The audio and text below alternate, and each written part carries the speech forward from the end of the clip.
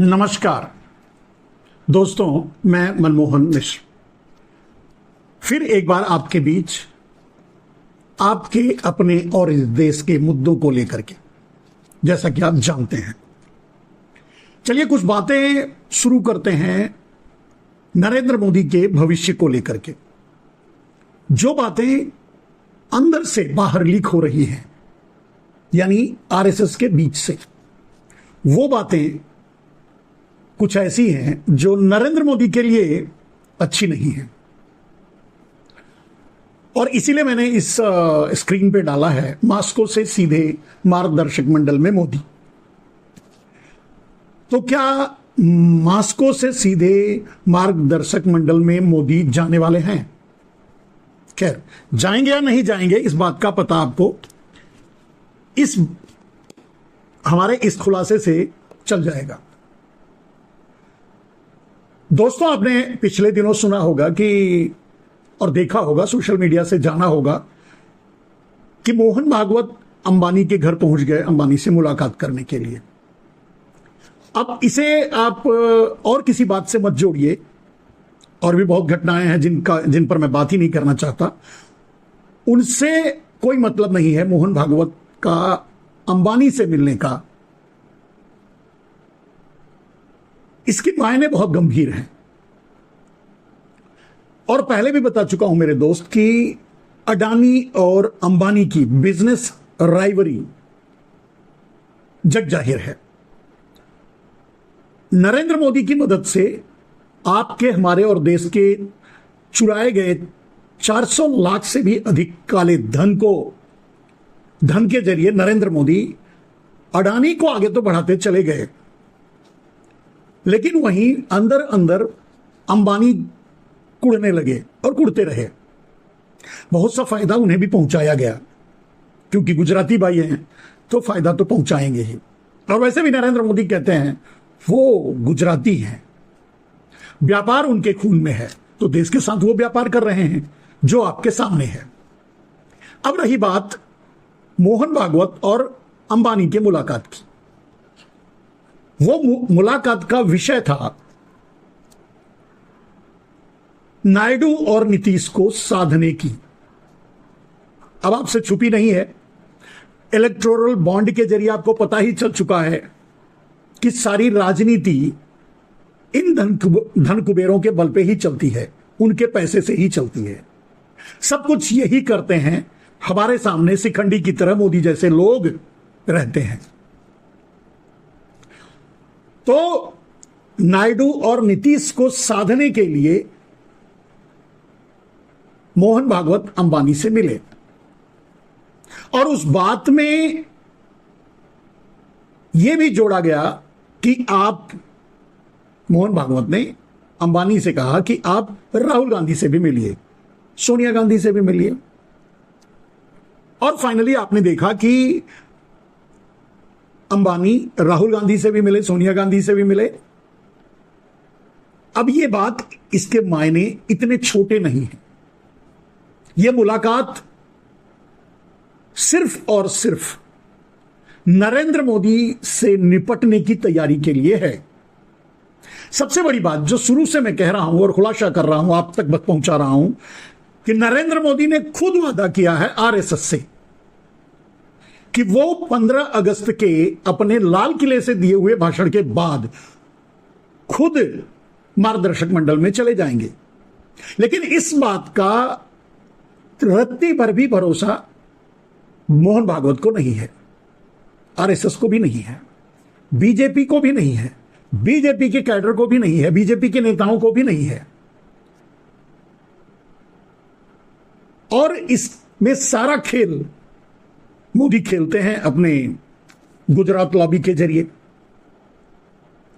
भरोसा नहीं है नरेंद्र मोदी पर मोहन भागवत को। इसीलिए बीच में बहुत से बयान आए, तल्ख बयान भी आए नरेंद्र मोदी के प्रति। अब उसको नरेंद्र मोदी ने इग्नोर किया।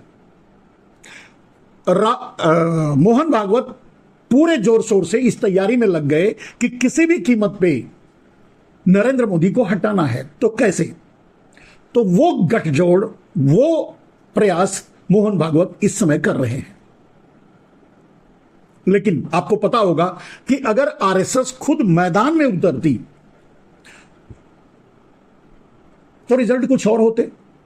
आरएसएस चुनाव मैदान में भी नहीं थी, नरेंद्र मोदी का साथ भी नहीं दिया, यहां तक कि तल्ख बातें आरएसएस को सुनने को मिली नरेंद्र मोदी के इशारे पर जेपी नड्डा के द्वारा कि उन्हें आरएसएस की अब जरूरत नहीं रही।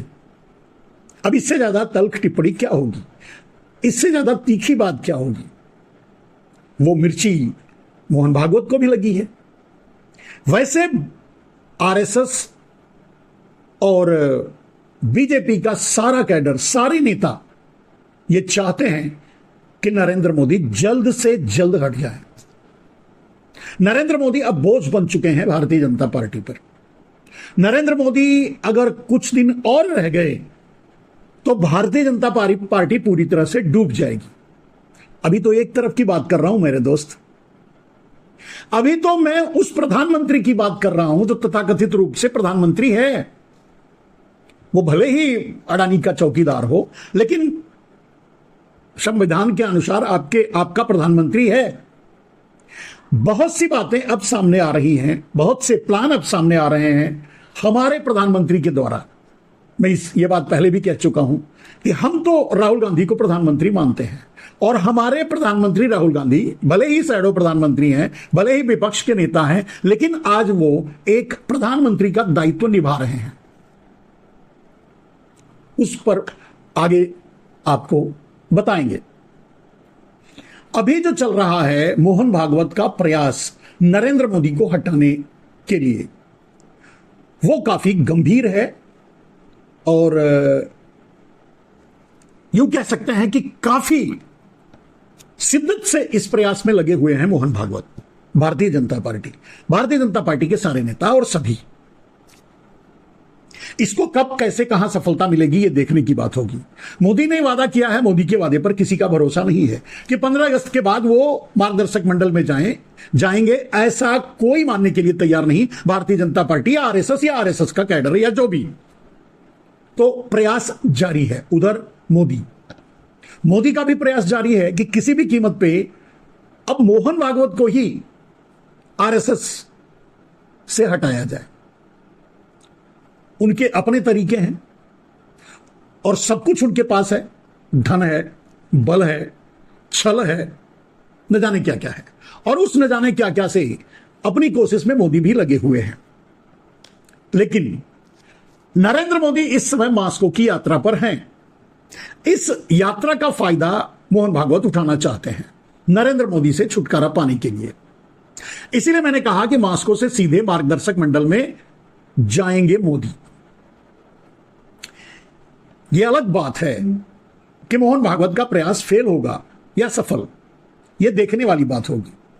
लेकिन इन्हीं कोशिशों को आगे रखकर आप अगर ध्यान से देखेंगे तो विपक्ष का प्रयास, यानी हमारे प्रधानमंत्री राहुल गांधी का प्रयास, यानी उनकी कोशिश, उनकी स्पीड, उनकी तेजी, उनका काम सामने है। और ये इंटरनल डायरेक्शन के जरिए हो रहा है। अंदर से पूरी तरह से आश्वस्त है राहुल गांधी कि नरेंद्र मोदी की सरकार गिराकर छोड़ेंगे। गिरने के बाद आकर कहेंगे कि मैंने तो कहा था।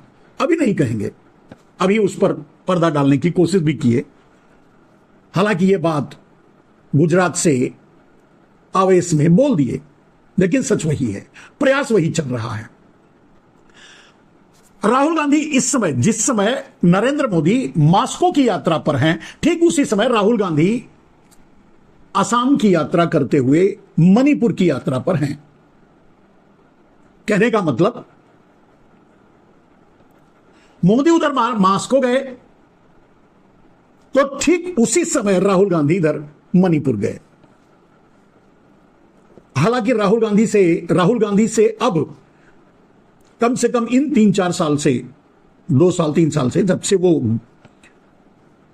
अपने आप को साबित किया है कि वो कितने गंभीर, कितने विचारवान, कितने समझदार, कितने संवेदनशील नेता हैं आम आदमी के प्रति।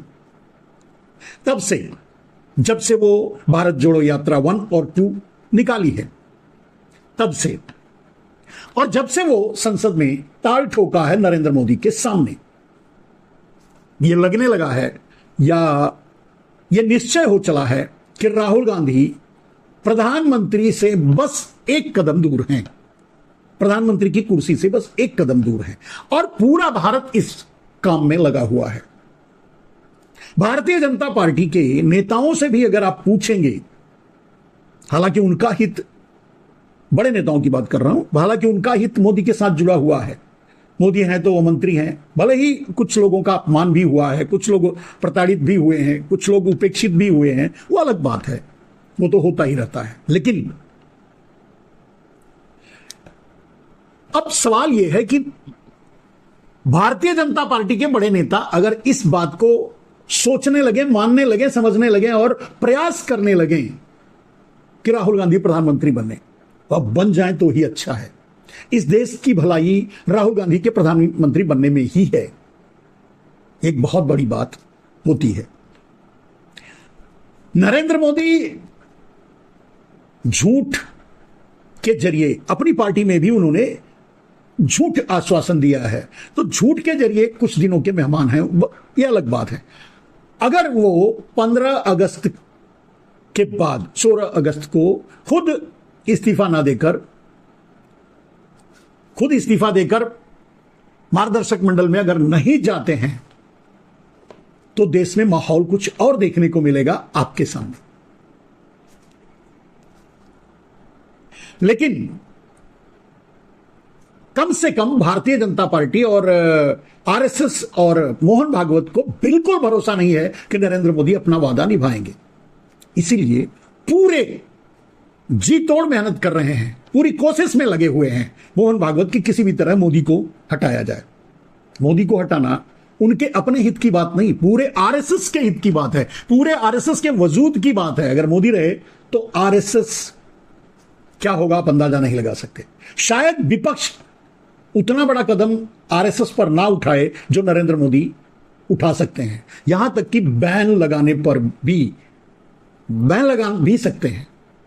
अगर मोहन भागवत को हटाने में कामयाब नहीं हुए, अपने आदमी को वहां बिठाने में कामयाब नहीं हुए, तो आरएसएस पर बैन भी लगा सकते हैं। इस हद तक नरेंद्र मोदी जा सकते हैं और फिर अपने आप को अलग साबित करने की कोशिश करेंगे आम जनता के सामने। राहुल असम, खास करके मणिपुर में शायद ये तीसरी बार गए हैं, इस चुनाव के आपाधापी के दौरान की बात है।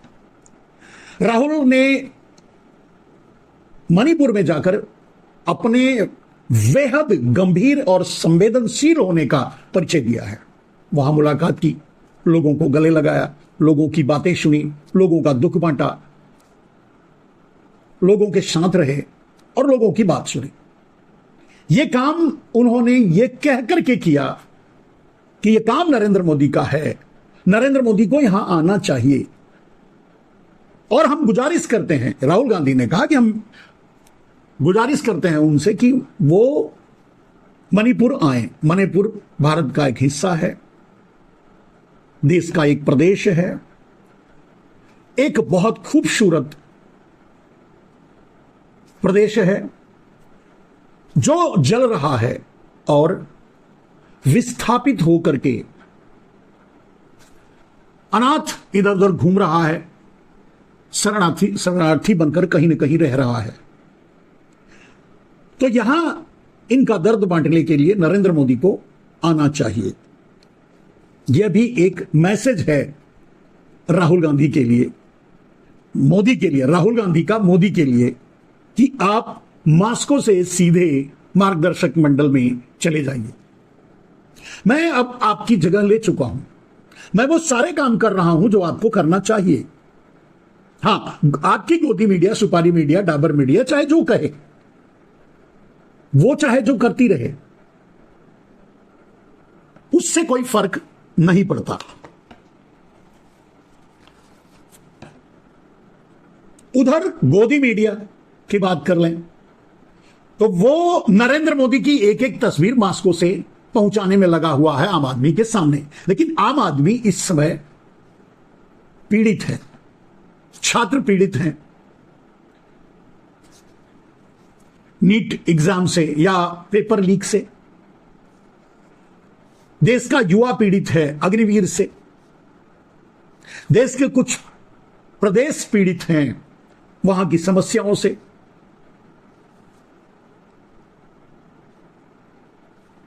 इधर मोदी मास्को के लिए निकले, उधर राहुल गांधी मणिपुर पहुंच गए। यह एक साफ संदेश है कि अपनी अपनी प्रायोरिटी क्या है। एक देशभक्त, राष्ट्रभक्त और आम आदमी का नेता क्या होता है और उसे क्या करना चाहिए और वो क्या करता है, यह साबित भी किया है, दिखाया भी है और किया भी है।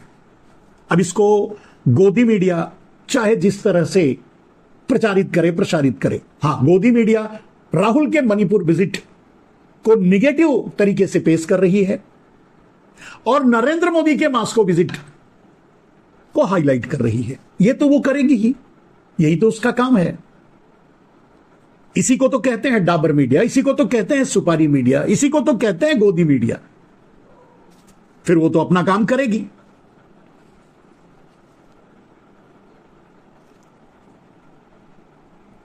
और दोस्तों, आपको अपने प्रधानमंत्री से उम्मीद हो या ना हो, मैं जिसे आपको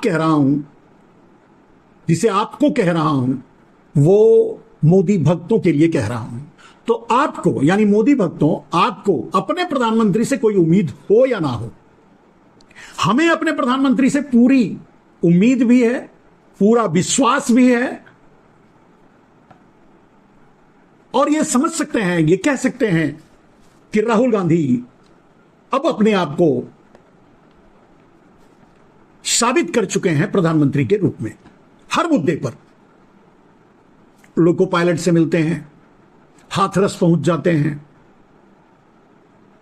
मणिपुर पहुंच गए, गुजरात भी हो आए। हर जगह, हर आदमी से, हर समूह से, हर व्यक्ति से, हर पीड़ित से अपनापन जताने के लिए राहुल गांधी समय पर पहुंच जाते हैं। और यही राहुल गांधी नरेंद्र मोदी को बहुत पीछे छोड़ चुके हैं। मोदी अब बहुत पीछे रह गए हैं। खैर, वो अपने कर्म से तो बहुत पहले ही दूर हो गए थे। जब उससे वो अडानी के चौकीदार बने थे, तब से ही वो भारत के प्रधानमंत्री तो कभी, वैसे भारत के प्रधानमंत्री तो कभी बने ही नहीं। भारत के प्रधानमंत्री का शपथ लिया था, लेकिन वो अपने आप को गुजरात के मुख्यमंत्री मानते रहे, वो अपने आप को अडानी का चौकीदार मानते रहे, वो अपने आप को अंबानी का चौकीदार मानते रहे, वो अपने आप को गुजराती माफियाओं का चौकीदार मानते रहे। कभी वो अपने आप को भारत का प्रधानमंत्री नहीं माना। भारत के प्रधानमंत्री का मतलब होता है कि भारत का एक एक आदमी उनका अपना है। लेकिन उन्होंने तो सारा देश अडानी के नाम किया। फिर कैसे कह सकते हैं कि नरेंद्र मोदी भारत के प्रधानमंत्री हैं? आप किसी कोने में भारत के चले जाइए, चाहे वो मणिपुर से लेकर, लद्दाख से लेकर, जम्मू कश्मीर से लेकर, पंजाब से लेकर, महाराष्ट्र से लेकर, मध्य प्रदेश से लेकर, उत्तर प्रदेश से, कहीं भी एक भी छोटा छोटा काम अगर हो रहा है तो अडानी करवा रहा है। जो बिका देश में, जिसे नरेंद्र मोदी ने बेचा, जिसे संभाल कर कांग्रेस अब तक बचा के रखी थी देश के लिए, सब कुछ अडानी को नरेंद्र मोदी ने सौंप दिया। तो वो अपने आप को प्रधानमंत्री न माने, न बनाए, और शायद वो शुरू से ही मानकर आए थे। प्रधानमंत्री बने ही इसलिए थे कि उन्हें अडानी की चौकीदारी करनी है। इतना बड़ा ह्यूज अमाउंट काला धन जिसे अंडरग्राउंड करके नरेंद्र मोदी ने अडानी को के विकास में लगा दिया, अगर वो देश के विकास में लगा होता तो आज 80 करोड़ भारतवासियों के हाथों में भीख का कटोरा नहीं होता। न जाने किस बात पर नरेंद्र मोदी गर्व करते हैं। देश को तो उन्होंने भिखारी बना दिया, महंगाई से कमर तोड़ डाली, लोगों को त्रस्त पस्त कर डाला, लोगों को बर्बाद कर डाला। चाहे मध्य वर्ग हो, चाहे अपर वर्ग हो, सारे कुछ गुजराती माफियाओं को छोड़कर नरेंद्र मोदी किसी के नहीं हुए, किसी के होना भी नहीं चाहते थे। उनमें आरएसएस भी है, उनमें बीजेपी भी है, उनमें सब आते हैं। लोग अपना मुंह बंद रख करके, लोग दर्द सह करके, अंदर अंदर घुट करके कब तक मरेंगे? कभी ना कभी तो बाहर आएंगे, सामने मुंह खोलेंगे और राहुल नरेंद्र मोदी का मुकाबला करेंगे। वो वक्त आ गया है, क्योंकि राहुल गांधी के साथ अंदरूनी तरीके से मोहन भागवत और नीतीश और नायडू सब खड़े हैं, अंबानी भी।